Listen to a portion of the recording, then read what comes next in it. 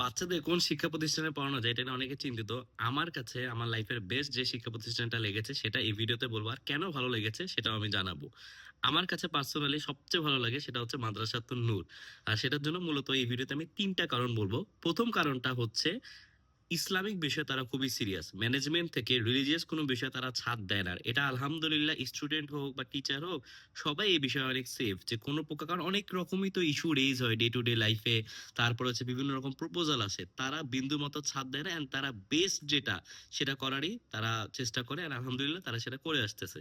Second যেটা বলবো সেটা হচ্ছে এডুকেশন কোয়ালিটি। আর এখানে টিচারদের কন্ট্রিবিউশন অনেক।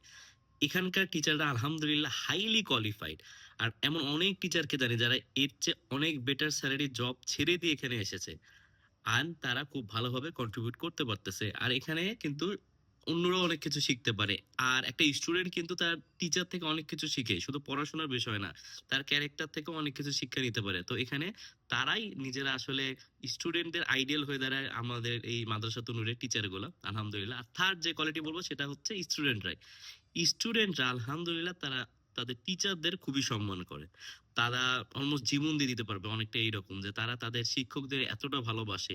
তারা দুষ্টু, কিন্তু তারা ভুল করলেও তাদের টিচার যখন কোনো কথা বলে তারা সেটার বিরুদ্ধে যেতে চায় না। এমনকি অনেক প্যারেন্টসও বলে যে আমরা বললে কোনো লাভ হয় না, যদি উস্তাজ বলে তখন সেটার একটা ভ্যালু থাকে। তো আলহামদুলিল্লাহ এই তিনটা কোয়ালিটি আমার খুবই ভালো লাগে। আর যারা এটা সম্পর্কে বিস্তারিত জানতে চান, একটা ভিডিও আছে মাদ্রাসা তুনুরে, সেটা আমি ডিটেলস সেটা আমি কমেন্ট সেকশনে দিয়ে দিব।